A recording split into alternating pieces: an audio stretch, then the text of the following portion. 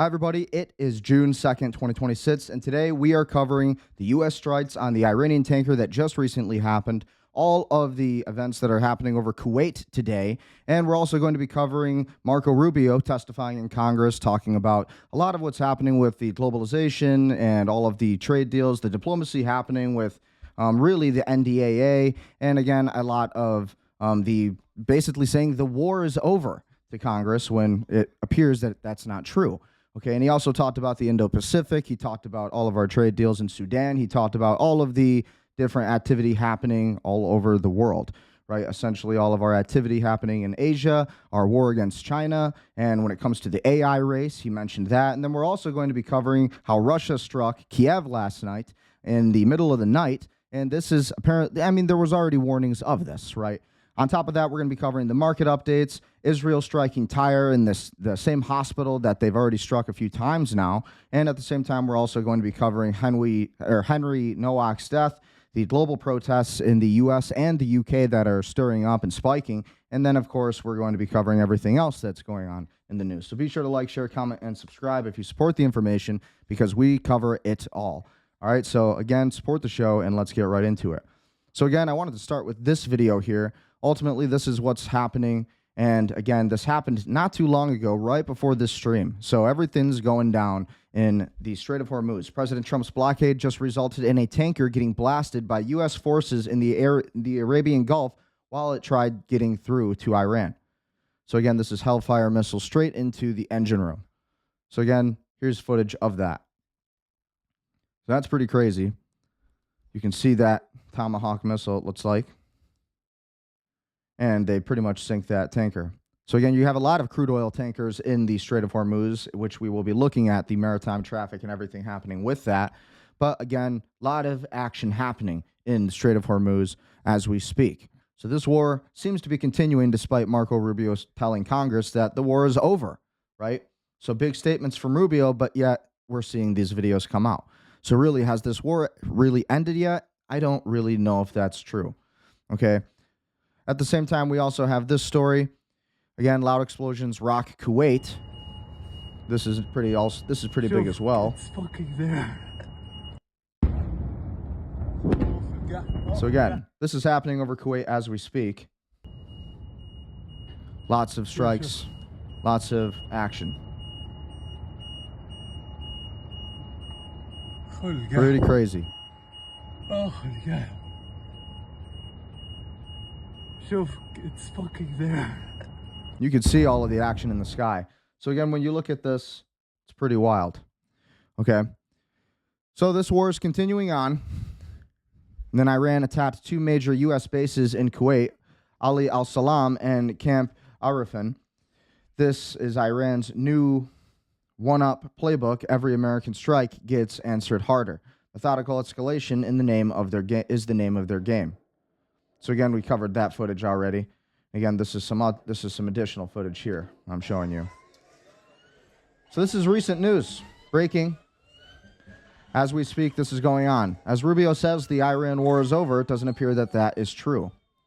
Again, we're going to be looking into more of these stories, but this is just what hit the algorithm just before this stream came up. This followed the strikes that happened right after. So again, when we look at Grok and we see what actually happened, and when we expand on this story, Mario Naufal reports Iran struck two major U.S. bases in Kuwait, Ali al-Salam Air Base and Camp Arifin, with explosions and possible impacts, describing it as Iran's... Hold on. This audio is not stopping, and I can't focus on what I'm reading. Okay. Mario Naufal reports, with explosions and possible impacts, describing it as Iran's one-up retaliation tactic to every U.S. strike. This fits the pattern of the 2026 Iran war, where Iranian missiles and drones have repeatedly targeted U.S. facilities across Kuwait and other Gulf streams, often intercepted by air defenses with debris fallout. Shared videos show ground debris from interceptors in Kuwait, aligning with real-time reports of sirens, launches, and limited casualties from recent exchanges following U.S. actions on Iranian radar sites. So again, pretty big. Again, this is some additional footage showing kind of what happened there. Footage out of Kuwait shows debris from the interceptor missile scattered on the ground after tonight's engagements. So pretty big news. And again, as we look at some of these articles and headlines for the day, again, June 2nd, 2026, Iran stops talking to mediators, Iran reports say, but Trump says talks continue.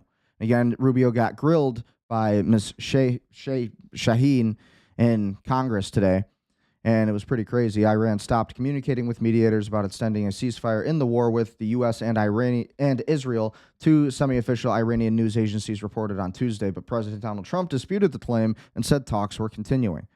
So again, here's some footage of what happened today in Congress. Instead, you sent Congress a war powers notification saying we are not in active hostilities with Iran. While the U.S. was conducting strikes against Iran and Iran was bombing U.S. embassies and bases throughout the Middle East. Sorry about that, because this laptop's so horrible and I don't really have the best system. Screen keeps kind of freezing there. My constituents, this is what I was trying to show you. they asked for economic relief at home, not regime change in Havana or Caracas or Tehran. Instead, you sent Congress a war powers notification saying we are not in active hostilities with Iran. While the U.S. was conducting strikes against Iran and Iran was bombing U.S. embassies and bases throughout the Middle East. That was not consultation. It was an attempt to avoid answering to this committee and this Congress about this war. Congress has asked basic questions about the war.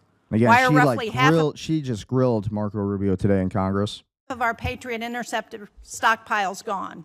Why does the Strait of Hormuz remain closed? Why is gas up $1.50? Why did 13 American service members lose their lives in this war? Congress deserves to know why, and Americans deserve to know why. Mr. Secretary, you would not have stood for this kind of stonewalling by the administration when you were a senator, and you certainly shouldn't stand for it as Secretary of State and National Security Advisor. Our foreign policy This is what Rubio had to say about it. That's solely focused on the national interest of the United States of America, on the defense of our country, both its military defense and our security, but also our economic security and the vibrancy of our economy, our sovereignty, and our future.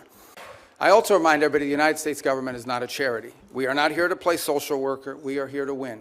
We are here to win on behalf of the American people and on behalf of the national interest, to win for our country, to win for the people of America, to win for the things that are important for our future, and that's what we exist to do. So again, that was today, June 2nd, 2026, and Marco Rubio giving his statements on essentially the Iran war and why it is continuing. But he's saying that the war is over, okay? Live updates, Iranian officer says renewed war with U.S. seems inevitable as Israel Hezbollah keep fighting. A senior Iranian military officer said Tuesday that a return to hostilities in the war with the U.S. seems inevitable as the Iranian nation will never surrender. President Trump said Monday that the Israeli Prime Minister Benjamin Netanyahu turned his troops around in Lebanon following a reportedly expletive-laden phone call between the leaders. This was leaked by Axios. Israel and Hezbollah clashed overnight despite Mr. Trump saying they agreed to halt fighting ahead of a new round of Israel-Lebanon talks in Washington. Iran is still continuing the most recent draft of a potential agreement with the U.S. and has yet to respond, a source close to the negotiating team told a state news agency Tuesday. Another state news outlet said Monday that Iran had suspended indirect negotiations with the United States. So again, that was a big headline for the day. On top of that, we also have Trump's $1.8 billion anti-weaponization fund scrapped. Acting Attorney General Todd Blanch confirms as it happened. Blanch confirmed funds set up to compensate president's allies will not go ahead after fierce backlash and court setbacks. Midterm primaries 2026 live results and redaction after 6 states, including California and Iowa, cast ballots. Acting Attorney General says Trump's $1.8 billion anti-weaponization fund axed. And then again, this was just 1 hour ago, Trump pushing Iran to make firmer nuclear commitments in initial deal. And now, again, we also had the day so far showing us that the provision forever barring the IRS from auditing Trump's past tax returns to remain in place, Blanch says. Blanch also confirmed that the Trump administration abandoned the $1.8 billion fund meant to compensate the president's allies. And then Mullen refused to commit to following politicized court orders for the DHS, as well as lawmakers after GOP leaders stated Trump's $1.8 billion anti-weaponization fund was off the table. So again, when we look deeper into this story, Acting Attorney General Todd Blanch had said that the Trump administration is scrapping plans to create a $1.8 billion anti-weaponization fund meant to compensate the president's allies after a fierce political backlash and setbacks in the courts. We are not moving forward with the fund, period, Blanch said, adding that this will remain true after even a federal court's order to block the fund expires on June 12th. Blanch continued to defend the principle behind the idea, but confirmed that it had been abandoned. The reasons for the fund is something that President Trump talked about for a long time, which is the fact that there were a lot of people in this country who had the government weaponized against them. The reasons for the fund, I think, remained as important as they were before, but we are not moving forward with the fund. This confirmation during the House committee appearance comes with response to mounting pressure from Republicans for reassurances that the Justice Department's plans were off the table before they would move forward with legislation funding Donald Trump's immigration enforcement agencies. So pretty big story. Again, when we look at all of this, we have to look at the news, be able to kind of bifurcate everything that's actually happening. Donald Trump's Truth Social statement that was made not too long ago today, just before the stream started here. Illegal immigrants and foreign fraudsters steal billions every year from the American taxpayer. As part of my administration's historic efforts to end fraud and reverse mass illegal immigration, I recently signed a powerful new executive order which will be led by the Treasury Department to stop banks, credit cards, and financial institutions from being able to facilitate human smuggling, drug trafficking, illegal immigration, and the criminal cartels who orchestrate these activities. Access to our nation's financial systems must be limited to those who have a legal right to be here and those who are engaged in lawful and legitimate commerce. Bank accounts being used to enable illegal immigration or to store the welfare received by illegal aliens will be shut down, and funds will ultimately face impoundment and seizure so that they can be returned to taxpayers. It is not ludicrous, but profoundly dangerous that any illegal alien can simply present a blue state driver's license or Biden border document and have unrestricted access to the United States financial system. This also sends a clear message to the anti-ICE rioters that your violent disruptions are only strengthening our resolve. My executive order will also allow us to stop billions in leaving our country in all manner of criminal activity. It has been said that the measure we are taking is most effective means of reversing Biden's border invasion. We shall soon find out, President Donald J. Trump. Now, what do you think? Do you think Donald Trump's truly fighting to secure the border, or do you think he is still being controlled by Netanyahu and the state of Israel, even despite Trump's phone call to Israel stating that, what the F are you doing?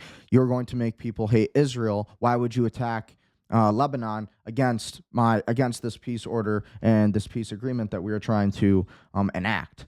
Okay, so with all of that, who do you think is really in control here? Very interesting, to say the least. Again, a little picture of Nick Shirley here. A $30 million accounting error is not an error, it is fraud. Raise your hand if J.D. Vance's anti-fraud task force should make Ilhan Omar their next target. I raise my hand. I definitely think that should happen. So ultimately, we'll see if there's actually policy behind these words, but I thought that this was a rather important statement from President Trump. So again, big news.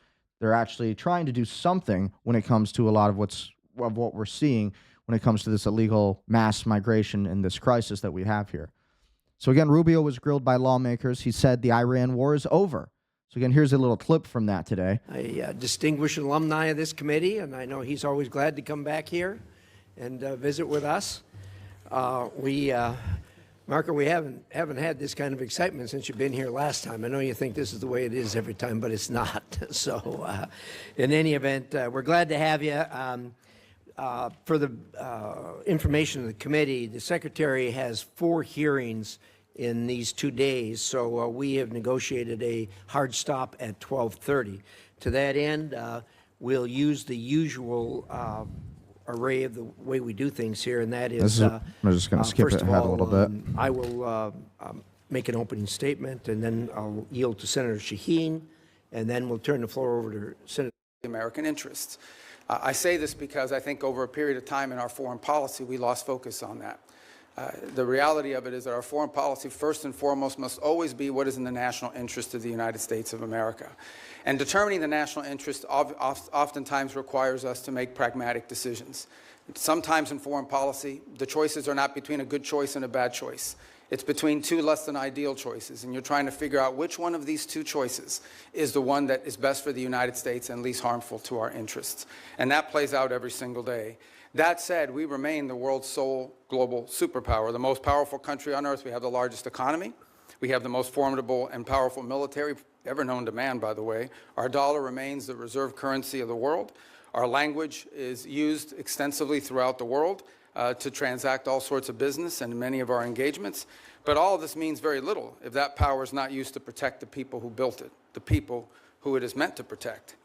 I also remind everybody the United States government is not a charity. We are not here to play social worker. We are here to win. We are here to win on behalf of the American people and on behalf of the national interest, to win for our country, by Rubio. to win for the people of America, to win for the things that are important for our future, and that's what we exist to do. The State Department exists to carry out the foreign policy of the United States, both in diplomacy and in aid, in a way that furthers the national interest and helps the American people. And it's guided every decision that's been made since January of 2025. I'll give you a perfect example in our own Western Hemisphere, an area that this committee and many of its members long argued, as I did, has long been neglected and not been paid attention to. We now have in this hemisphere a coalition of friendly countries, over a dozen, who have aligned to work on not just the issues of security that we all have in common, but also economic prosperity that go hand in hand. It's an amazing story that basically, other than Nicaragua, other than Cuba, obviously other than Venezuela, remains with some challenges, and of course Brazil, although they're in the midst of an election cycle, and to some extent the current government in Colombia Overall, as well, at least the president's been problematic. Rubio did pretty good with his statements today. And again, I just wanted to play a little clip from that. Again, Secretary of State Marco Rubio said that the Iran war is over during congressional testimony on Tuesday, in spite of the admission that negotiations to reopen the Strait of Hormuz and curb Tehran's uranium enrichment are not guaranteed to produce a deal. Rubio's declaration that the war had ended came during a testy back and forth with former Senate colleague, New Jersey Democrat Cory Booker, who shot back at the U.S. official during a foreign relations hearing. The war is not over. The Trump administration has formally declared war against Iran, nor has not formally declared war against Iran, nor has it sought congressional approval for its strikes, arguing that the April ceasefire effectively ended the conflict as it butted up against the legal deadline to receive approval for its military campaign from Congress. So again, that's big news. Ultimately, that is the biggest news that we heard a lot of the day in Congress today from Marco Rubio. He also said that the U.S. and China must keep talking despite deep differences. Again, very important to note that this happened today. Top diplomat said dialogue was essential to prevent tensions over Taiwan, trade, and security from escalating into a broader conflict. U.S. Secretary Marco Rubio said significant irritants remained in the U.S.-China relationship, but that Washington and Beijing needed to keep talking to stop flashpoints from erupting. As a State Foreign Relations Committee hearing on Tuesday, Rubio said both countries, the world's two largest economies and most powerful militaries, must communicate to de-escalate potential points of conflict that could lead to something broader. The Chinese government and the U.S. government have to speak. There's really no choice here, Marco Rubio said at the hearing at the State's Department budget. There are obviously very significant irritants in our relationship with China. Some of these are long-term problems that we all know are going to have that we are going to have to address. So what we're trying to do is manage a period of strategic stability while recognizing that there are areas of our relationship in which we are going to have struggles, not just for years, but perhaps for decades. Rubio's remark offered a clear read on where U.S.-China relations stand and the strains weighing on them, coming just weeks after U.S. President Donald Trump's summit with Chinese leader Xi Jinping. Rubio also told senators that reopening the Strait of Hormuz must come before any broader negotiations with Tehran, but stressed that Iran would not receive upfront sanctions relief in exchange for restoring access to the strategic waterway. Any sanctions relief, he said, would be tied to the concessions on Iran's nuclear program. So again, Rubio did say this. I watched some of this statement and this entire testimony, and that is exactly what Rubio said. He basically stuck with President Trump's talking points that if Iran is going to continue any kind of nuclear enrichment program, then the war is going to continue.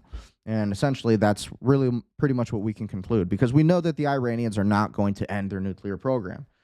So again, when we look at all of this, pretty big news, and it's impacting the entire world. What do you think? Ultimately, we also have Henry Noak over in the UK. Arrest footage raises serious questions for the police, PM says. If you want to go and watch that, I covered it in yesterday's episode. Again, we won't watch most of that video today, but we're going to cover it still. Prime Minister Sir Keir Starmer says that there are serious questions for police following the release of body cam footage showing how officers responded to the murder of teenage Henry Noak. His killer, Vikram Digwa, 23, was jailed on Monday for a minimum of 21 years for stabbing Noak with a 21 centimeter, which is an 8-inch blade he said he carried as a part of a Sikh faith. And again, Sikh faith is more of an Indian faith, if you know anything about that. Body cam footage shows the 18-year-old Southampton University students being handcuffed and telling police, "I can't breathe," after Digwat lied to the officers at the scene of the stabbing, claiming he had been the victim of a racist attack. On Tuesday evening, several hundred people gathered in Southampton with clashes between protesters and riot police. Home Secretary Shabana Mahmood described the unrest as completely unacceptable. She said the Noak family had been a powerful call on Monday to not let Henry's death be used to create further division, hatred, or tension. There can be no justification for hijacking this tragedy to stir up violence and disorder.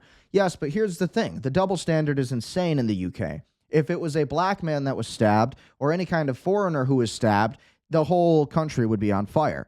Okay, with George Floyd, we had police officers kneeling for the BLM movement. Now, when a white person is murdered and dies in an actual murderous way, he was not under the influence of drugs or alcohol, to my knowledge, Henry Noak. George Floyd was, but the world kneeled for George Floyd. But the police kneeled for George Floyd, but they didn't kneel for Henry Noak. And at the same time, Starmer even said that they're not going to basically change any of the laws that are currently in place in the UK. So it's pretty crazy when you look at all of this. Speaking to broadcasters earlier in the day, Sir Keir said the body cam footage was really harrowing, and he'd felt sick watching it. Sir Keir said the question of how accusations of racism informed decision-making must be addressed. Unbelievable. Police watchdog, the Independent Office for Police Conduct, the IOPC, said an investigation into the police force's actions was ongoing. It is expected to report within the next 3 months. Sir Keir said he wouldn't rule out wider inquiry into the matter, saying it's important that the IOPC do their work at first, but I'm not saying there shouldn't be a wider inquiry. Of course, I'm not. Warning, the story contains details some may find upsetting. Earlier, Mahmood called out a dangerous undercurrent in the wake of the killing, which he said was leading to threats. A police officer had been forced to relocate to protect himself and his family after being wrongly identified online as being involved in the case, she said. In an address to the House of Commons, Mahmood warned against opposition MPs politicizing the case. Reform UK leader Nigel Farage told reporters he had a sense of cold rage at the treatment of Noak and labeled it evidence of a two-tier Britain, which it absolutely is. A false accusation of racism counted higher at the moment than someone saying they were dying, which he was dying. And the police, he said it 4 times before the police actually said anything. And all they really did say was, "I don't think you've been stabbed tonight." And they basically didn't take him seriously. In a statement to the House of Commons, Shadow Home Secretary Chris Phillips said that the police appeared more concerned with the accusation of racism than they were with helping Henry. Conservative leader Kemi Badenoch said that the footage was awful and that there were multiple failures. I think that had the murderer been white, they would have asked a few more questions, but they jumped to a conclusion. And that's absolutely true. Okay, if Henry Noak was the murderer, and if he had stabbed one of these foreigners or these Indians or a black person in the face, or, the same thing that happened to Henry, if Henry was the murderer, then you would see the UK on fire, there'd be mass protests, and there wouldn't just be protests either. There would be killings. There would be an actual riot happening in the streets versus a protest, and a bunch of, native British people, fighting against a completely corrupt, British police system. And I say this as a law enforcement officer myself. The British and the UK is a completely tyrannical system where you can't even be armed, but the enemies can be armed. The foreigners can be armed, but you can't be armed as a native of the country, which is honestly shocking. Labour MP Tana Manjit Singh Desi, I don't know how these people are even working with the UK. I mean, listen to these names. These are not British people. He identified himself as a Sikh, which is, again, an Indian gang, basically, accused Reform UK and other parties of deciding to scapegoat the Sikh community based on the actions of one violent murderer. Oh my gosh. This is a two-tier justice system where there is no justice for the native people of Britain. Again, saying that loud and clear. On Tuesday evening, riot police clashed with protesters who had gathered near the scene of the murder. The protest was promoted by far-right figure Tommy Robinson. Bins, some bricks, and an e-scooter were thrown at police while officers with riot shields and batons attempted to hold the line along the street. The Attorney General's office considering the jail sentence given to Vikram Digwa after receiving multiple requests to review it under the unduly lenient sentence ULS scheme. Under current legislation, practicing Sikhs have a legal defense for wearing a small curved blade known as a kirpan close to their body for religious purposes. While Digwa has been wearing a traditional kirpan under his clothing, the weapon he used on Noak was much bigger, and he had worn it on the sheath on the top of his clothes. Digwa's family apologized to Noak's family for bringing the Sikh community into disrepute. We love Vikram. We will continue to love him. That love does not stand in opposition to the sorrow we feel for the Noak family, but both are real and both will remain with us for the rest of our lives, an unnamed family member said in the statement. In her statement, Mahmood said that she echoed the comments of the prosecutor in the case, who said, "This is not a case about Sikhism.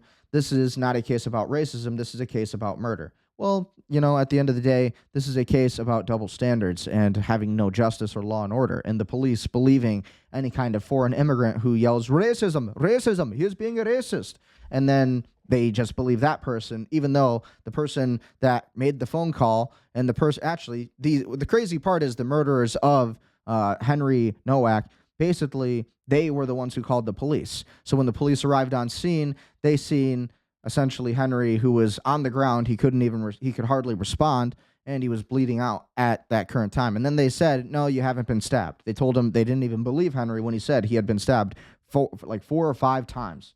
Okay. In her address, Mahmood said, we covered that. The quote was also cited by the Noak's family, who called his treatment by police inhumane and degrading, and the force has apologized.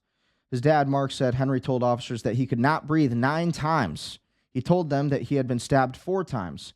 Henry was pulled across the gravel, his hands forced behind his back, and he was placed in handcuffs. And again, just imagine if the roles were reversed here. The whole world would be on fire for this, and you'd have these police officers kneeling for these foreign immigrants out of fear, out of complete psychological brainwashing, and believing that they are living in a truly diverse community, in a diverse country, when this is actually killing the country of Britain in itself. He said the contrast between how his son Digwa had been treated was unbearable. 3 of the officers involved are still serving, and 1 has resigned, a spokesperson for the Hampshire and Isle of Wight Consul Barry said. Donna Jones, the police and crime commissioner for the Hampshire and Isle of Wight, has separately requested a review of the culture and performance of the police force's control room and the training of officers responding to the stabbing. Scrutiny is also turning to a document called the Police Anti-Racism Commitment, published by the National Police Chiefs Council in 2025. Listen to the brainwashing that's been done to the British police.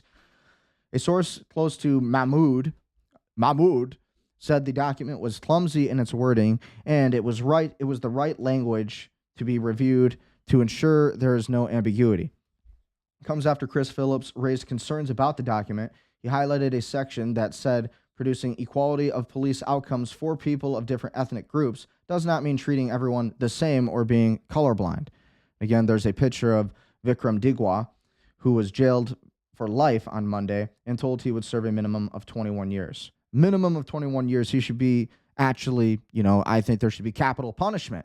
And what's crazy is we're going to cover a video tonight where as soon as this is suggested among the British Parliament, you hear the British Parliament just go, "Oh," they just go up, they rise up in arms. They just can't believe that was said. They can't believe that capital punishment and the death penalty is suggested for somebody that did this to somebody, honestly, who lied to the police and gave a false police report and then stabbed a young man to death. But, let them go and do whatever they want. Let them do as they please, because they're foreign immigrants and they offer a lot to the country. Yeah, BS. In the body cam footage, a police officer can be heard asking Noak, "You've been stabbed, whereabouts?" before adding, "Don't think you have, mate." So again, basically said, "No, you're lying. You haven't been stabbed," to this kid who said it 4 times that he had been stabbed. And you can hear him gasping for his breath in the video. While being handcuffed, Noak says, "I can't breathe" multiple times. Later in the footage, Noak, who seems unresponsive, is told he is being arrested for assault. In his sentencing remarks on Monday, Judge William Molsey, KC, said that no matter how quickly Noak received first aid, CPR, or expert medical treatment, he would not have survived due to the nature of his injuries. Separately, Digwa's father, Moga Singh, 52, and brother Gurpreet, 27, faced court on Tuesday afternoon on weapons charges and were released on unconditional bail. Aren't they just such good people? They are foreign immigrants, so they must be treated with the utmost respect, while the native people of Britain should obviously be jailed, right? Of course they should. There should be no justice for the native people of England. There should be no justice for anybody who their ancestors have lived in that country for thousands of years. Yes, yes, yes. There is no need to actually have accountability for the foreign immigrants who hate your own country and will stab you in the face and in your lung, and they won't care, and then they will call you a racist, and the police will arrest you for racism and assault. You will die as you are handcuffed, and nothing will happen because the killers will be let loose. And if anything, a minimum of 21 years served in prison, and with a little wraparound of the lifetime imprisonment. But that will never happen. He will be let out. He will be bailed out by his own people. And because there is no real justice system in Britain. And that's what we're talking about here. His mother, Kieran Carr, 53, was previously found guilty of assisting an offender after she had attempted to hide the blade used in the attack. She will be sentenced on 17th of July to nothing, probably. So when we look at this story, pretty huge. We are saying this because the media is not talking about this story. And again, when we look at all of this, it's pretty wild. Okay, but we got to cover all of the biggest news happening. Israel strikes southern Lebanon, but a partial truce with Hezbollah appears to hold. So again, we don't know if that's going to happen, but Israel stated that they want to continue all of this. But we will see. Israel continued its attacks on southern Lebanon on Tuesday, but did not strike Beirut following a partial ceasefire agreement with the Iran-backed armed group Hezbollah. Lebanon said that under the agreement announced by U.S. President Donald Trump late on Monday, Israeli forces would not bomb the capital in exchange for Hezbollah not attacking Israel. It came after Iran said Israeli action in Lebanon jeopardized talks on a deal to end its war with the U.S. Following the ceasefire announcement, the Israeli military said it had intercepted 2 projectiles fired into northern Israel. Hezbollah said it had attacked Israeli forces in southern Lebanon, where officials reported deadly Israeli strikes. The Lebanese health ministry also said that 4 people had been killed and 127 injured when Israeli airstrikes hit buildings next to Jebel Amel Hospital in the city of Tyre on Monday afternoon. 39 hospital staff were among the injured, with 4 in critical condition. And then you will have the Zionists and the Jewish people and the Israelis who will say, well, that's just Muslim propaganda. And I've been seeing this in the YouTube comments from the YouTube shorts we've posted about this. What remained in the area outside of the hospital on Tuesday was utter devastation. Chunks of concrete and twisted metal were scattered across the area. The beeping of damaged cars and crackle of downed electrical wires echoed throughout the streets and were otherwise eerily quiet. So again, pretty big story. But apparently they were, this, to me, I don't think this war is going to end anytime soon. The Israeli military said it struck Hezbollah terrorist infrastructure in the area. It acknowledged that the attack caused damage to the hospital, but emphasized that it was not targeted. Yeah, right.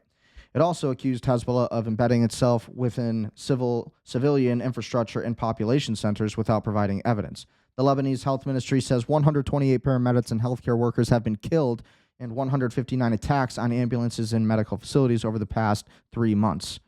So again, Israel can do no wrong, of course. Israel is perfect, and you're not allowed to say anything bad about Israel, even though, again, this happened just today, this morning. Of a hospital, which has been attacked several times by Israel. Talk to us about what the scene is like there. That's right. This is the 3rd time that there has been a strike in the vicinity of Jebel Amel Hospital. The doctors and medical workers here are describing them as proximity strikes. The hospital is here. You see the facade of the hospital has been heavily damaged. We were able to go inside the ICU as well as the critical care unit and several of the other floors. It's been significantly damaged inside. Some of the operating rooms are not usable. Some of the treatment rooms Israel are hit no them a longer 3rd usable. time. A lot of damage to the equipment. Again, the video you're seeing on the bottom was June 1st, just yesterday, and the video you're seeing on the top was reporting from today. An infant and when we look child at the comments, this is what I was talking about. You had people saying Muslim propaganda. And it's like, okay, really? Then you had one guy say, when will they learn to not house terrorists and their weapons and in and around all their hospitals? See, anything that people can do, anything that these Zionists can say to justify they're trying anything. Okay, and then somebody said Hezbollah didn't exist until 1980 when Israel invaded southern Lebanon. Collective punishment and leveling entire cities and towns, and it is exactly what terrorists do, 100%. And then somebody else said this is kindergarten level weakest talking point ball fans ever came up with. Totally. So again, premature. They're saying there's nothing wrong with this. Prenatal birth care unit, and she actually just bomb came to the hospitals all day hospital long. after the There's strike. nothing wrong with that. She was happy to find that her baby was alive, but a lot of damage around the place that the baby was. Too close for comfort for her. You see this extensive damage all throughout this neighborhood. This is the parking lot. That is what we are up against at the end of the day. This is the fight. And again, this is Kyiv earlier this morning. Just let this play through. This is also what happened today. Russia's missile strikes freely as Ukraine's patriots run dry. This is what you've been seeing going viral on X today. We'll probably see some more footage of that. But again, Kyiv and Ukraine is losing the war. They have no money, and Vladimir Zelensky has to rely on U.S. taxpayer-funded money to essentially continue this war against Russia. And of course, you know, the Lindsey Grahams of the United States, they want to keep this war going, and they want to keep funding the Ukrainian military because Ukraine is a proxy for the United States to fight Russia, which is very sad because the United States and Russia should be main allies with how powerful our countries actually are. So again, that's a huge story that happened, very big news. And again, we just watched that. So ultimately, that's kind of what's going on there. So again, looking at some of the other breaking news here, it's interesting. Plans released for a $16 billion mile-long ship capable of carrying 80,000 people. The Freedom ship would be home for about 50,000 people with the space for 10,000 tourists and 20,000 crew members. The Freedom ship is envisioned as a permanently mobile city that is aligned for long-term residents rather than short-term travel, the company says. The ship would be about 8 times the size of the current largest ship in the world, the Royal Caribbean's Icon of the Seas. The plan includes a 15,000-seat stadium, schools, colleges, shops, clubs, a water park, a music hall, museums, parks, and more. The ship, which would run on nuclear, would be too large to dock and would remain in international waters. Freedom Cruise International said it would go around the world every 2 to 3 years. Insane. So again, here's more footage on that. This is what they're looking to build. The largest ship ever created. Kind of reminds me of the Titanic a bit. Also interesting timing when you're looking at the entire war that's being fought today and kind of what they're planning on really doing with everything. Like, is this going to be, you know, like what's really going to happen on this ship? But ultimately, this reminds me of the Call of Duty Black Ops 2 video game where they had a mission called Karma, and you have to go on this the ship of the sea, a floating city. It called, and I'll watch a clip of it. But it's very much the same thing, and it totally gives me the same vibes. It's going to be this massive thing. And what's interesting about the Call of Duty Black Ops game, when they predicted this basically happening, the year 2025 is when the game Call of Duty Black Ops 2 was supposed to take place. It was created in about 2015, something around there, maybe even sooner a little bit. And so, again, it's interesting to see how the predictive programming is coming into play when you look at the Call of Duty Black Ops 2 and that mission, which I'm going to look at in a moment here. So again, they're going to have soccer, they're going to have tennis courts. This is basically going to be the experience of this massive ship. Maybe a Titanic experience, who knows? But it's only going to be, this vessel's only going to be in international waters. It's going to be too big to dock, essentially. So it's always going to be on the move. And it'll cover this course that you just saw here for about 2 years. And every 2 years, it'll go around the world. So it might be pretty cool, might be a trap. Maybe there's something more that they have planned for all of this. Who knows? Oh, yeah, I mean, you got a bunch of diversity, that's for sure. So who really knows, right? Ultimately, at the end of the days, you know, we'll see what happens. But very interesting, and especially when you look at this. So I had left this comment. It said, reminds me of Call of Duty Black Ops 2, which has already predicted many events today. Interesting. And so when you look at this, you actually see... This is the mission in Call of Duty Black Ops 2 that I'm talking about. We're not going to watch like the whole mission. Just like, it looks exactly like what this really is. Copy that. Icarus 9 beginning descent. So this is the beginning of the mission in Call of Duty Black Ops 2. And this Okay. is supposed to be like a floating city of the future. The ID bands identify you as Union inspectors. In the mission, to give context, this is supposed to be JSOC, your Navy SEALs. You'll have access to most areas except the one you actually want. Central Records computer is subject to increased security. So again, in Access this is mission, only- they have to find some lady named Karma, and they have to find basically this lady before she gets kidnapped. permitted via retina scan. That's Interesting. where Ziggy comes in. What's even more interesting is that you fight the Cuban special forces in this mission. And here we In are short, the about to go CRC's to war our with best shot Cuba. at locating Karma before DeFalco's people. Fareed, did you manage to access the personnel files? Not yet. The encryption is very complicated. You're smart. I have faith in you. Section out. So this is how the 1% live. You know, if this wasn't enough, I believe... So then, when you look at this, it looks just like the ship. Same kind of thing. They're looking for all the guns on them. As they walk through, it's like a super futuristic kind of thing. What are you waiting for? They're looking at, and then there's, of course, an ad to ruin the video. YouTube and their ads is just getting ridiculous. But again, when you kind of look at this mission, it's pretty crazy. Private military contractors You have to go through all of this crazy stuff in the game. Anyways, predictive programming, right? Ultimately very interesting. So again, this is thanks to China, cars, net story. Thanks to China, cars are starting to fly. At the Beijing Auto Show, an innovative vehicle was unveiled, a hybrid between a car and an aircraft, capable of traveling both on the road and in the air, bringing the world one step closer to the future of flying transportation. So again, this is what the Chinese have built and created. Or it's going to be, it looks like it's supposed to be a prototype for what this is really supposed to be. So again, the first flying car maybe? I don't know. Maybe it'll be Tesla, maybe it'll be China. Ultimately, though, still pretty interesting, to say the least. This is really what tomorrow has in store. So we will see. Again, this was another big story. An incredible project that's been with going my viral. husband. YouTube doesn't want this one getting out, In but it's interesting. the Mediterranean. It's massive in scale.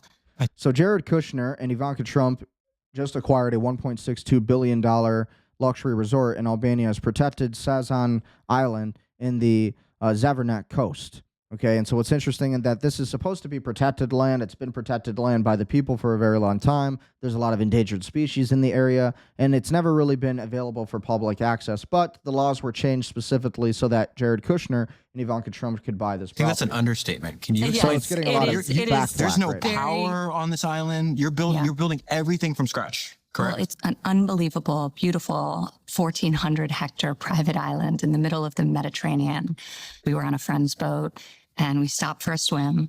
Effectively, that's how we found it. We swam to the islands. We went on a hike, barefoot all the way up to the top, and we were just captivated. And it stayed with us ever since. And over the course of many years, we developed the opportunity to help realize its potential and transform it, but with a lot of this is restraint footage and you're care, seeing. because the land is so beautiful that This is footage you're seeing has to be of essentially the fully people integrated into it and rejecting rise from this it. entire You know, it's legislation really that been a allowed business this for me, purchase. Despite the scale of it, we not only the island, but we have 5 miles of beachfront directly across from the island, this beautiful peninsula with a lagoon on one side, the ocean on the other, beautiful white sand beaches. For me, it feels more like a challenge than anything else. The culmination of all of my experience in real estate, all of my travel, a lot of reflection on how I want to live, how I think people increasingly are wanting to live, and trying to really build something that's a tangible manifestation of that.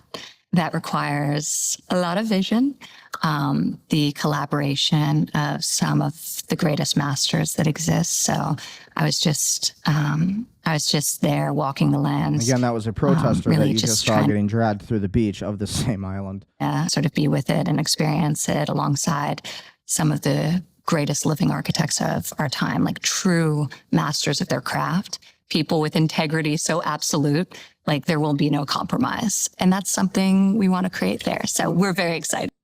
So very interesting, this entire story itself. Again, the laws were changed specifically so that Jared Kushner and Ivanka Trump could actually buy that land. So really interesting. What do you think about that?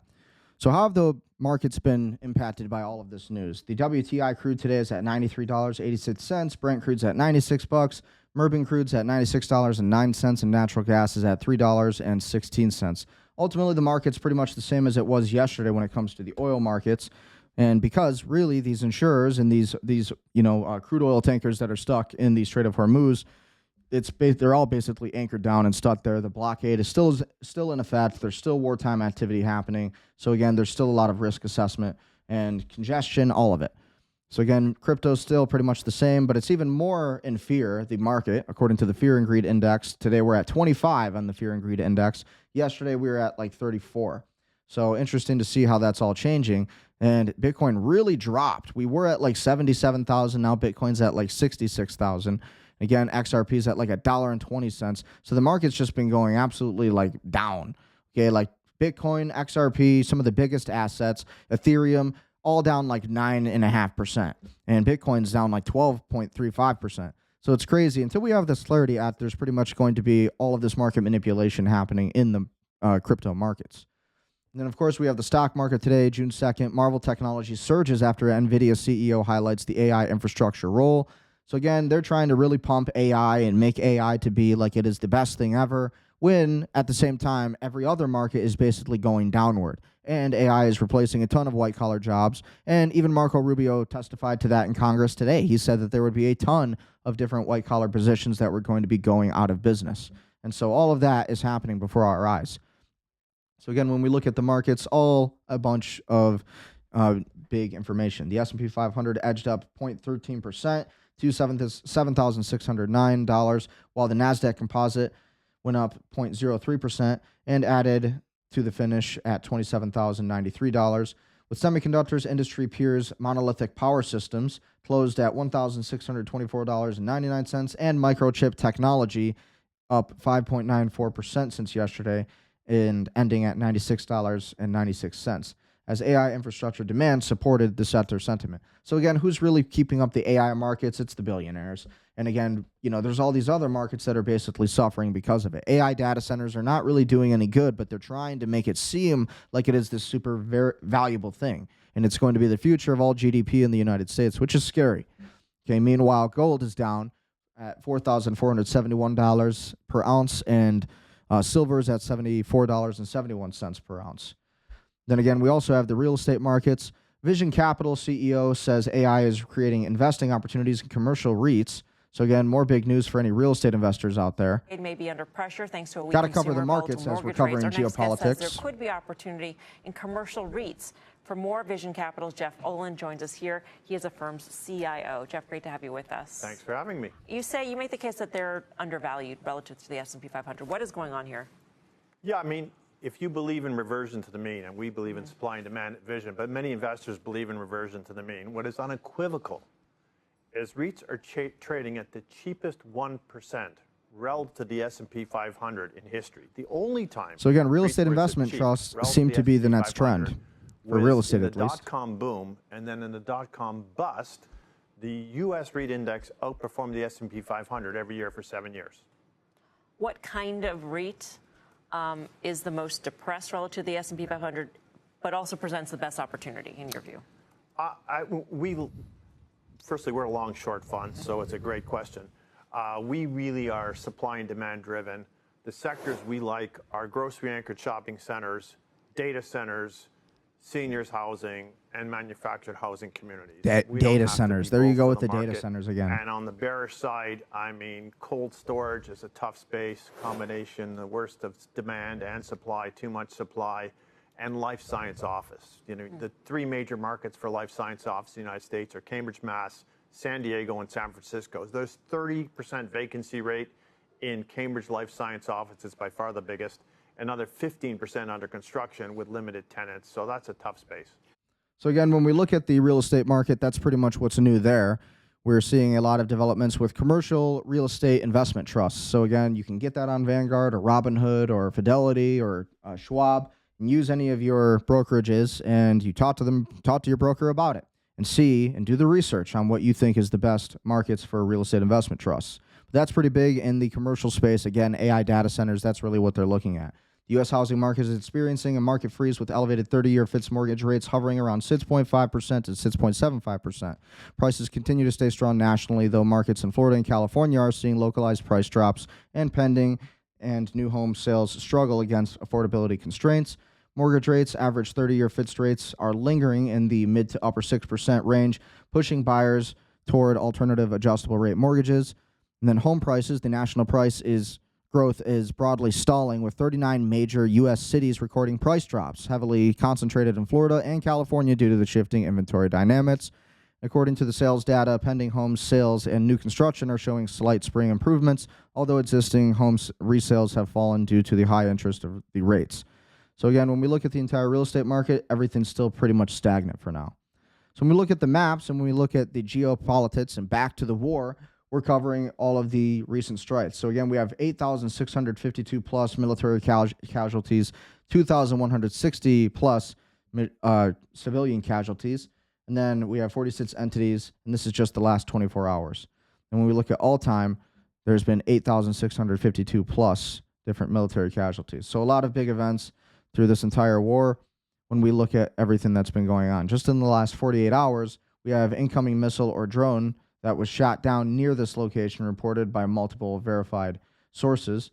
So again, when we look at that, that's pretty huge. And then again, when we look at this, there's also restricted airspace in this area. So now we look at the maps and what's new on the marine traffic happening right now. And it's important to take note of where things are heading. When you think about where it is heading, it's not looking good. You have a lot of different crude oil tankers in the area near Kashem Island. There's been a lot of strikes and a lot of essentially reported action happening in this area, Kashem Island. So again, this is where essentially the Strait of Hormuz is located. You're seeing a lack of flow through here. Again, you're seeing a huge cluster right where this blockade is of U.S. crude oil tankers and LPG, LNG tankers. And what this story tells us, again, whenever you see a lot of traffic and buildup of these crude oil tankers, these little red dots anchored down near Fujairah, this is a big area where insurance companies like to keep these vessels because they're basically betting on the fact that this war could potentially go on. Now, we're seeing a little bit of traffic through the Strait of Hormuz. And again, a lot of these oil tankers, most of them are on the Iranian side of the spectrum, and you're seeing very limited flow through at all, really. So when you see all of this, it's basically the same kind of thing happening. But ultimately, what the story tells us is that there's still not really a lot of movement happening through the Strait of Hormuz because, again, insurers aren't feeling good that this war is going to end anytime soon. You got a lot of clusters in the Persian Gulf, near Qatar, all these same areas. As we've been watching these for weeks, we've been watching the patterns, studying. A lot more activity scattered throughout the Persian Gulf. Again, near Karg Island, we're always watching that. Seems like it's still pretty locked down by the Iranians. And again, more anchored ships over here, just near the Qasr Strait. And again, near Kuwait, we had a lot of different strikes happening in this area, so it's important to pay attention. What do we have? Clusters of different crude oil tankers. And that's where you need to really pay attention to because that's what's being attacked at all times when it comes to this war right now. Now, we also have the Red Sea, where a lot of traffic is flowing through north to south. And then again, the Suez Canal, which the Iranians have now basically threatened to close if the Israelis don't stop this war against Lebanon and if Trump doesn't do anything about it, if he doesn't stand up to them. Again, still a lot of anchorage in Port Said. We have a lot of, not a lot of flow through the Suez Canal, but the Red Sea continues to get limited flow through. But that is the only channel right now where you're seeing trade happen. And the Bab el-Mandeb Strait is also at risk over here, this little choke point and corridor. The Iranians have now also threatened to potentially close this as well if the war continues, which it is. And again, just before the stream started, we had strikes that took place on an Iranian vessel. So it probably is going to be a continued war. And then we go to Lebanon, which is where a lot of the war is happening. We have Tyre, where a lot of this war is happening. So it's interesting when we see Beirut, we have traffic, maritime traffic here. Nothing really in Tyre, though. Nothing really in these areas of southern Lebanon, right? No flow through, no traffic. And when we zoom in on everything, perhaps the maps have been updated, we see that there's been more strikes in this area. Again, Maybe they haven't updated the map yet, but a lot of these different areas have already been struck by the Israelis. So important to note everything that's going on here. And again, we have Nabatea, which is where this entire war, or which is where the Israelis had just struck today and yesterday, and the hospital there especially. So this area, when you look at it, has already been affected by the war. Look at all the different areas that have all these different buildings that have basically been, shot down to the ground. And you can see it. You can see the pillaging of the buildings. You can see solar panels on the rooftops that appear to be missing in some places. You see a lot of different action happening in this area. Okay? So you still have buildings here, and there still seems to be the city, but you also have these areas where you do see what appears to be war zones. And you do appear to see a lot of these UNISEC areas, which is the these United Nations fronts in these areas of combat. But you're seeing a lot of it, and we're going to continue seeing probably this area all the way up the Golan Heights, essentially, the southern Lebanon areas, to Odessa over here, and then Tyre. So again, if we look at Odessa, this has been a big war zone, big area of strikes. You can literally see black smoke coming from some of these areas. And when you look at the map, you can see where there was literally missile strikes or kind of drone strikes that affected these kind of areas. Literal war zones. You can see pillages of buildings. This is, again, in the Odessa area of southern Lebanon. And again, it's even called the Odessa sign, the Odessa Israel observation point. So when you look at all these areas, again, pillaged buildings, you have tanks all around. We've covered this before, but again, you have to pay attention to all these little UN centers that are scattered right near these areas as well. Again, complete destruction. And it looks like a lot of these Google images were taken during a lot of this combat. So very interesting to say the least. So all of this area up to Nabatea is basically where the Israelis have said that they want to take this for what they call a security front against Hezbollah, and but a lot of other people and skeptics believe that this is more for the Greater Israel Project. Okay, because then we have Israel just south of that. Again, we have Nazareth and Tel Aviv, which is where the Iranians have basically been attempting to strike. And then again, the Israelis are also trying to take the West Bank right now, as they've already taken much of Gaza, which you can see here. And when you look at these different areas, you can see the differences in the geography. You can see the different areas that have been completely bulldozed to the ground. Many of these buildings, exploded, burnt down, struck by different IDF units. And you can see it all here. Completely destroyed and pillaged. Again, you have to imagine that this was your own hometown. Pretty crazy, right? So again, bulldozers, you have the trails of those things. You can see that. Signs of excavation happening, new engineering. You have new earth showing in a lot of these areas. Again, this definitely shows areas of bombings. And so when you look at this, this is really Gaza. And the Gaza model is what they said that Netanyahu, he said they want to use the Gaza model for Lebanon. Me personally, when you look at the water treatment plant here, this is what the Israelis have struck against Gaza and have restricted from the Gazans. And so that way they can't eat. So again, you also have refugee camps that have been built here in the area of Gaza, and a lot of these areas of where Jesus Christ himself walked. So it's interesting to, kind of pay attention to where this is. Then you have a lot of encampments here. You have tents. That's what you're seeing when you look down here. A lot of these different areas are where refugees not refugees, native Palestinians who were pushed out and driven out from their lands. This is where they've been forced to stay a lot of the time. So it's pretty scary when you look at what's happening in Israel and what they're doing to the people of Palestine and what they're doing to their neighbors of whom they've lived with for a long time. You have all these different facilities here, as you can see, some of these farm areas, some of these actual prisons. If you really want to see the one prison, we have to go to the Megiddo prison up here just south of Nazareth. And again, interesting place where Jesus Christ of Nazareth, and then you have the prison here. So again, where's Nazareth at? We'll be able to find this a little bit more northward. I'll show you what I'm looking for in a second once I find it. Where is it? There it is. So again, when we look at this, just south of Nazareth, you have the Megiddo prison.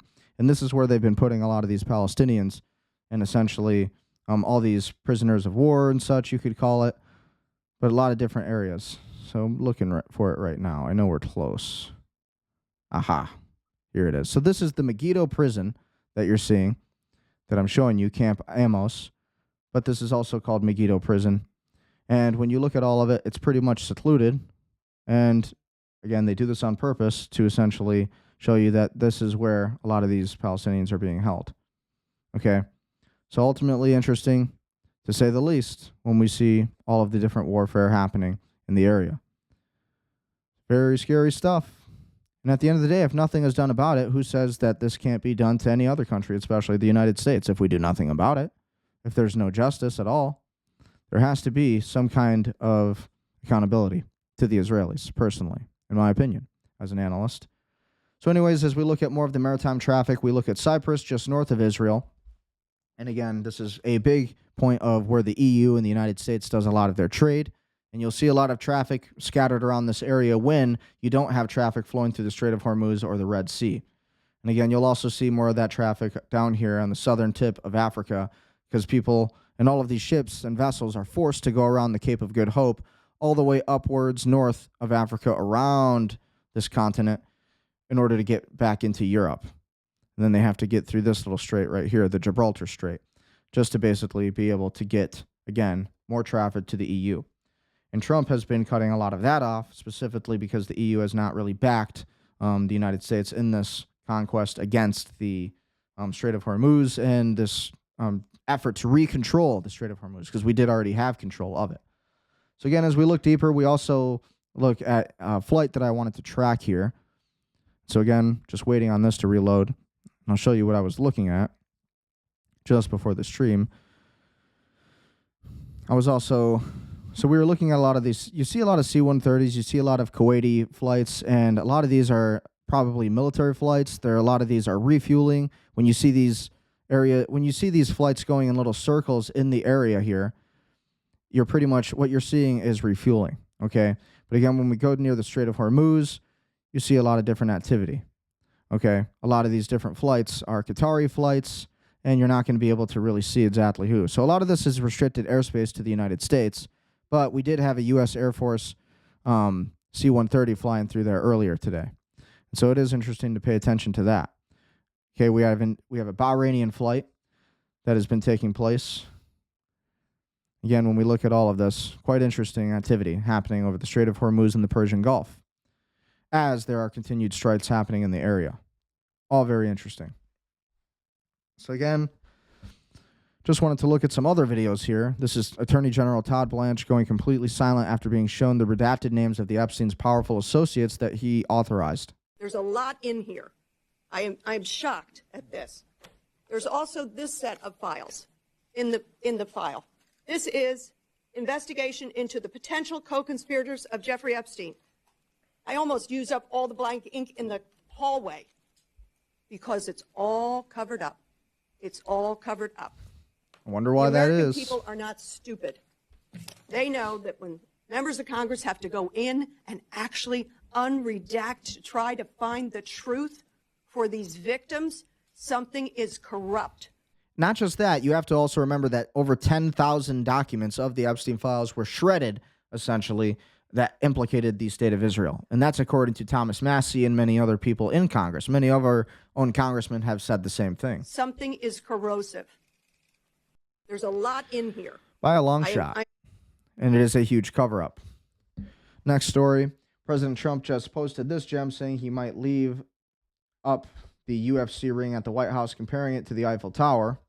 So again, meanwhile, Trump's worried about this. And then they said, let's leave it up longer and longer and longer. Well, they never took it down. And, you know, we're building something in front of the White House that's quite attractive to a lot of people. It's going to have the big UFC fight on June 14th. And I'm looking at it, and maybe we'll never, ever take it down.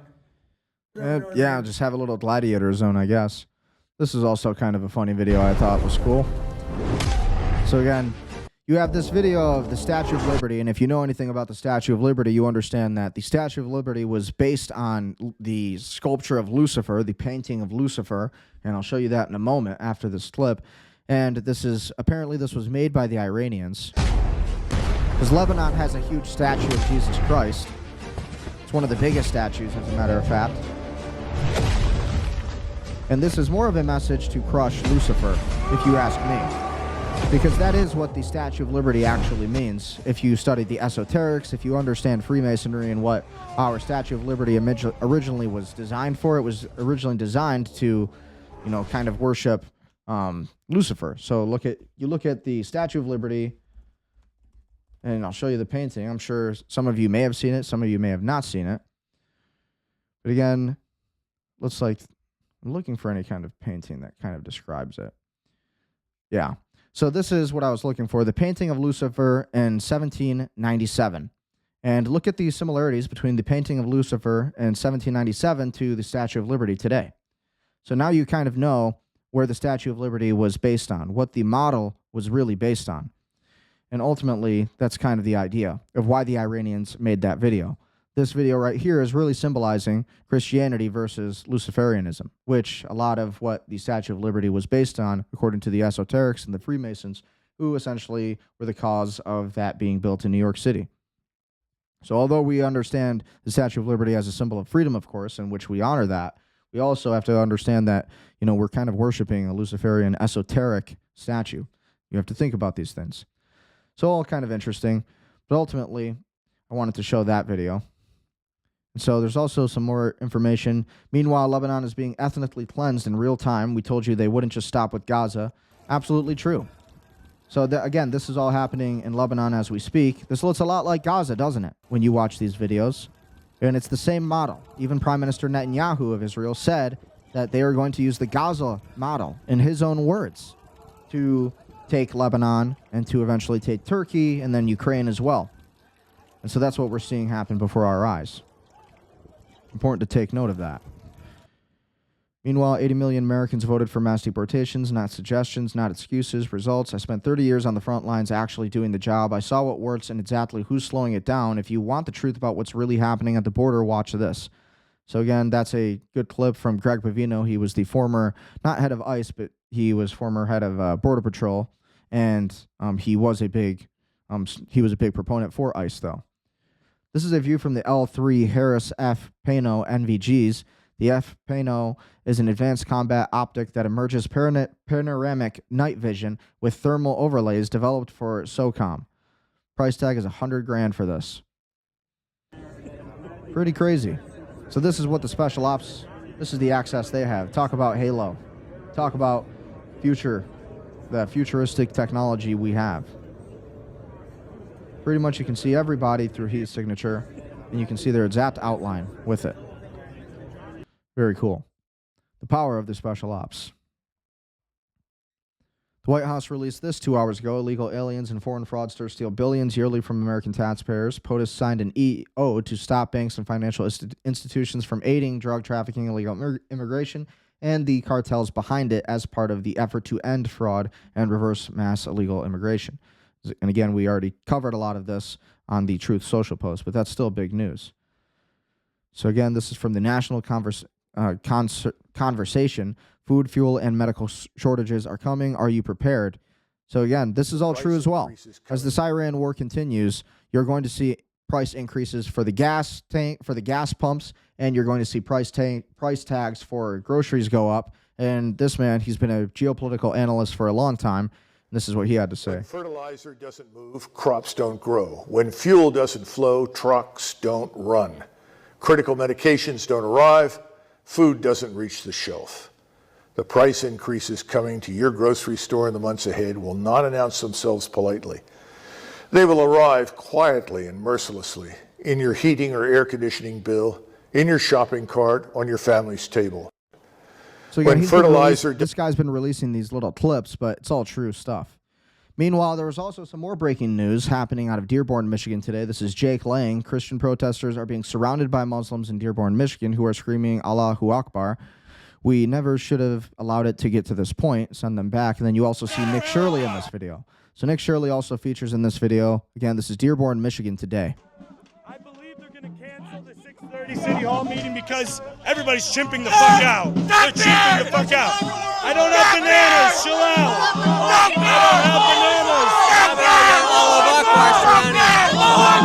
bananas. Talk about an overthrow. Talk about taking over our country. This is what they're doing. Our country. They're taking over our country.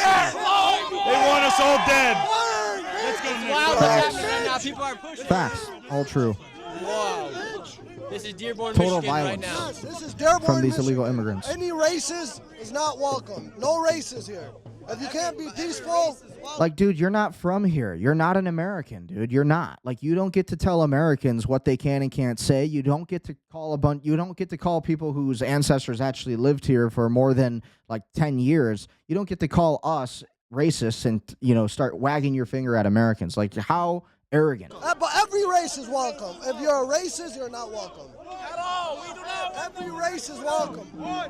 You're the racist. 2, 3, our president. These people are the racists. These are the people who are literally saying that anybody who's not a Christian should be killed by jihad. This is literally the belief of a lot of the Muslim race. Now, listen, at the end of the day, who's letting the Muslims in? It's the Jews, and that's a fact. Okay, via legislation, this is the policies that have been real for a long time. Okay, so this is a very real thing that's happening. And so really, I mean, this country needs to get rid of 100 million illegal immigrants and, foreigners in particular, in my opinion. And so this is why Greg Bavino, who was the former head of Border Patrol, and he was a big proponent in the ICE arrest in Minneapolis before Trump backed down and allowed these protesters to win. The movement was to get rid of these fraudsters and a lot of these illegal foreigners who are living in our country. Okay, and it's not to say that all of them are illegal, but again, this is an occupation. You're living in the United States, and then a lot of them are waving their flags from their other country that they came from, and they don't respect the American culture. They don't respect Christianity. They pray in front of Catholic churches and Christian mosques or Christian churches. And again, they build mosques. They will burn a church down, and then they will build a mosque right there. It's like, listen, as much as you have all of these white Americans and Christians preaching and saying, free Palestine, yes, let's free Palestine. And they really do believe that. I believe that. But then they ruin it. The Muslims will ruin it because they act like this, and their behavior just is completely unprecedented. They come out here with violence, and when you have Americans protesting this obviously hostile takeover of Dearborn, Michigan, and so many other places across the country, this is the way you're treated. You're immediately called a racist. When it's like these people are changing the demographics of America. They're changing the culture. They're taking away what used to be a Christian peaceful society and turning it into this jihadist, Muslim kind of society, which is like, we're supposed to be open to all of this via diversity. And it's like, is it really a good idea? I don't think so. And especially when you're seeing the Muslim rape gangs and the Pakistani rape gangs that you see in the UK today.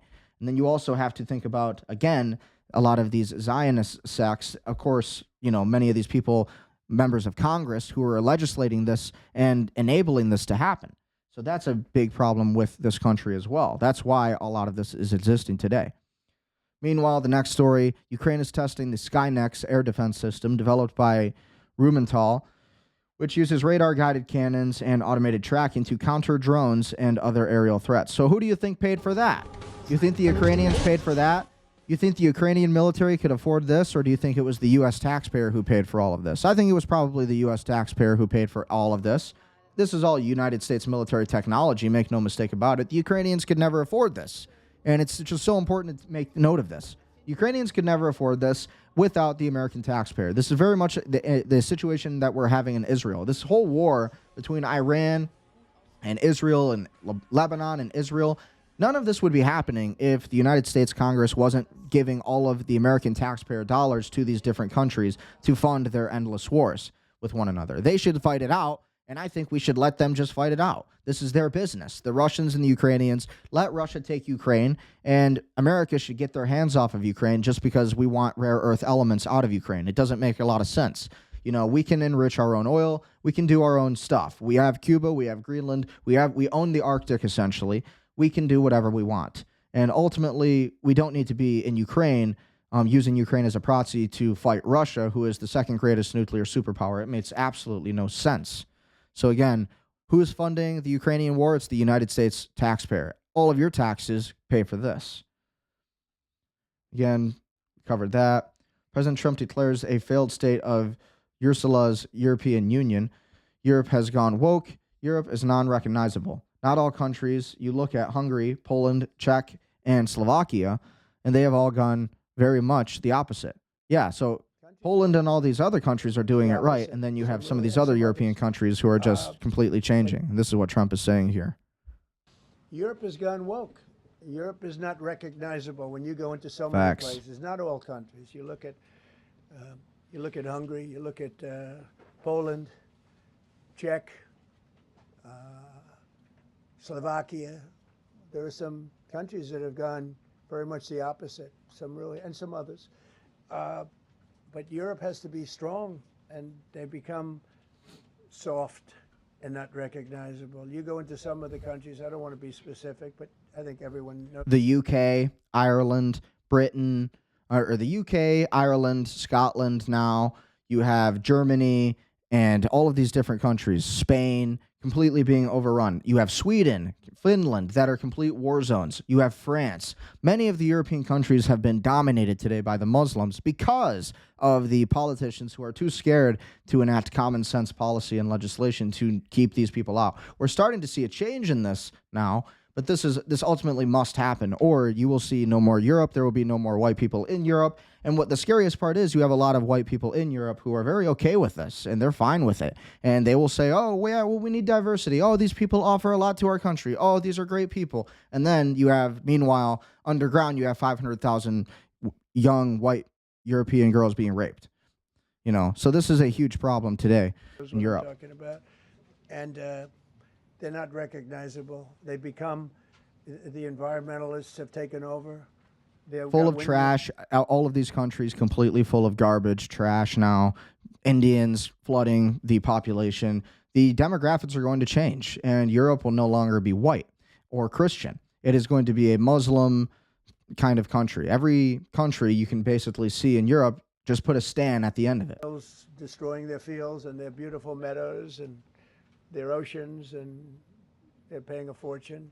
Now, Europe has to get smart. Europe's getting killed on two things, energy and immigration. And if they don't solve both of them fast, Europe is not the same place. Yeah, please. Look at Howard Lutnick with his smug little look. He always looks smug about it. He is Jewish. He's been, and the Jews do support the end of white Christianity, and that's a big proponent of, the Jewish kind of Zionist, future. They believe in the clergy plan and the Great Replacement. And so that's essentially what we're seeing happen. They will use, in their words, and according to many rabbis, they call the Muslims and the Arabs the broomstick of the West. And that has been said many, many millennia. And so they don't want you to know that. You're not supposed to say that, but it is all facts. So who's letting them in? It is the Zionists. It is the Jews by legislation via policy. And then the Muslims are coming in because they are being bombed by the state of Israel, and who is causing a lot of these wars. Mossad and all these basically intelligence operations that are happening, regime changes, and then they're moving into these European countries, and they want to conquer and settle because they blame the white Christians, when really it is the Zionists. But for some reason, the Muslims and the Arabs never want to take out all of this kind of energy that they have on the Zionists. They want to take it out on the white Christians. So very interesting to see how this works. It's like they work hand in hand. And you need to think about all of this from a geopolitical standpoint because it's all happening. So again, this is all true. He's talking about Henry Noak. I was going to say, what's the main reason you're out here today? What should we do about all of this? Because it's the most disgusting thing I've ever witnessed in the world. If this was a young black man, the whole country would be on fire. There'd be McPherson reports. There'd be independent inquiries. Those people in there are your enemy. They're not your friend. So again, that comes out of the UK, and they're talking about that Henry Noak kid who was basically stabbed by this, this Indian who is of a Sikh gang, basically, an Indian gang. And again, this Sikh Indian had lied to the police, said that, oh, he was a racist, and, they called the police on this kid. And then the police never believed this kid, and he was stabbed, and he told the police 5 times that he was stabbed. And again, they did nothing but said, oh, I don't think you've been stabbed, mate. They did nothing about it.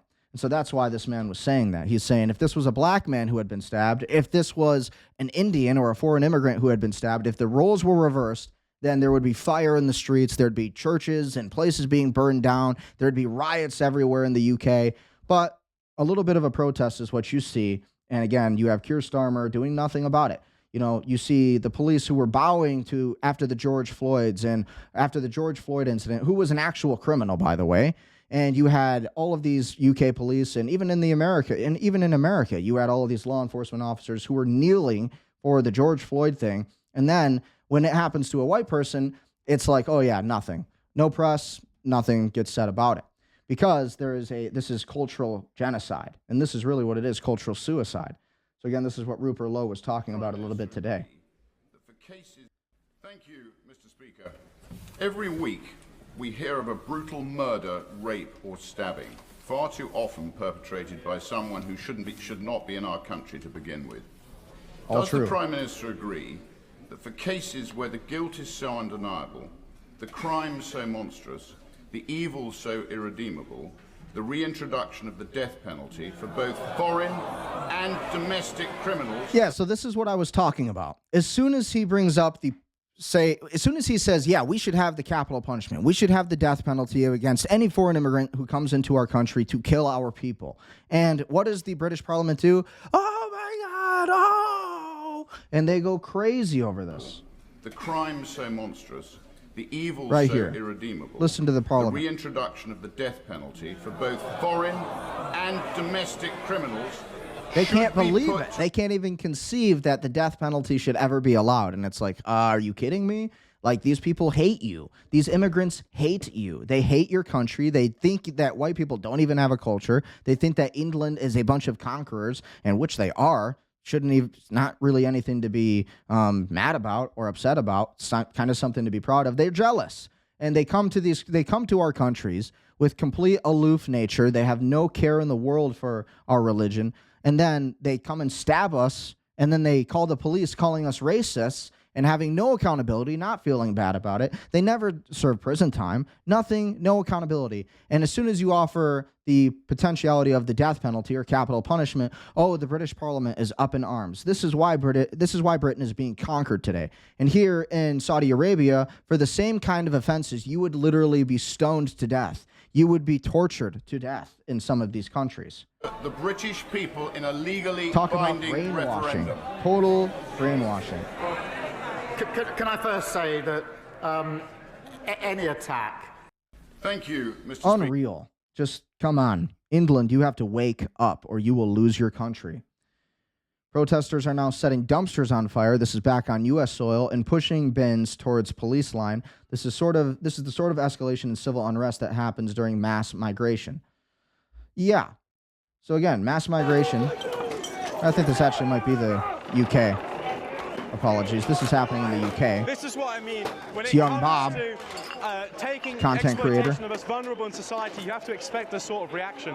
Civil unrest is the inevitability of mass migration. As soon as an area is demographically replaced, this is what happens because people no longer recognize the Britain that they previously knew from their generation, from their family, from their ancestors. Yeah. I mean, absolutely true. And a lot of England is fighting back. As you can see from these protests, full-scale riots have erupted in Southampton, UK, as hundreds of protesters clash while riot police throwing glass bottles, bricks, and wheelie bins as tensions continue to escalate throughout the area. Demonstrators are demanding justice for Henry Noak, while chants of "I can't breathe" ring out across the crowd, pushing the police back.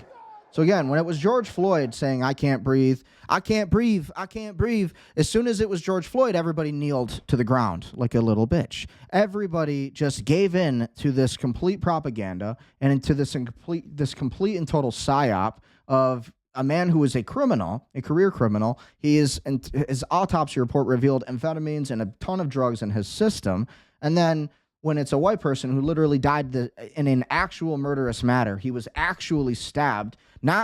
Had no drugs in his system, no alcohol, unlike George Floyd. He wasn't resisting the police, unlike George Floyd.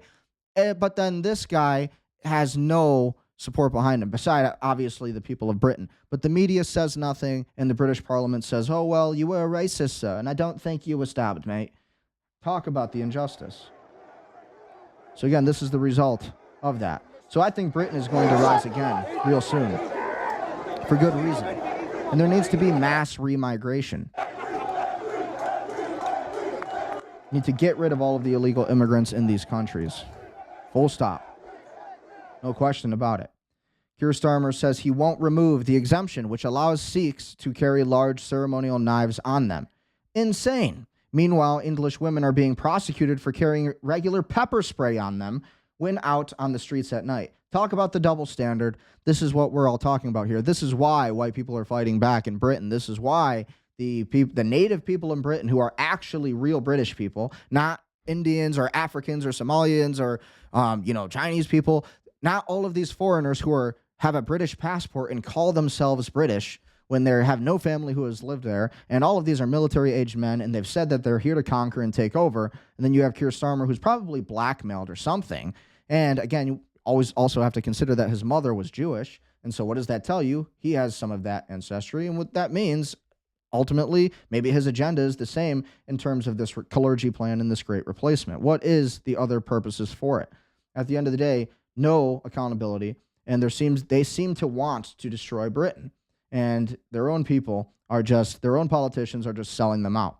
So you can never elect. Elections matter. And there must be a revolution, or it's all over for England. Foreign-born workers accounted for roughly 90% of the net U.S. jobs gains since the pre-COVID peak, February 2020, per BLS data. Foreign-born workers accounted for roughly 90% of net U.S. jobs gains. What does that tell you? What does that tell you? Again, still more protests for that same incident over in the UK. Even Elon Musk has been commenting on this Henry Noak story. Did you know that the official police policy requires them to be racist against whites? It is deeply wrong and must change now. Yeah, totally. 100%. Elon Musk has been speaking out against this for good reason, because he actually believes in justice and law and order, unlike so many of these elitists. And so back on U.S. soil, Florida legislature formally approves abolishing property taxes for most primary homeowners statewide. Both chambers resoundingly passed Governor Ron DeSantis' proposal, sending it out to voters. So what does this really mean? Basically, if you own your home outright, you no longer have to pay annual, yearly property taxes. This is why everybody loves Florida. This is why I love Florida. Florida is the place to be because you can actually own your home in Florida now. And so that's a huge deal. Again, so we covered that. So a lot of big things happening in the world today.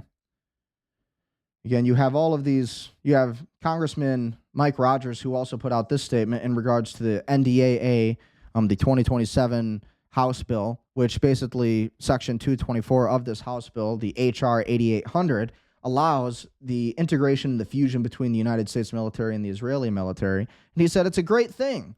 So listen to this. He said, Israel is far and away the best ally the United States has in the Middle East, and our cooperative programs with them strengthen our national security by giving our warfighters access to cutting-edge technologies.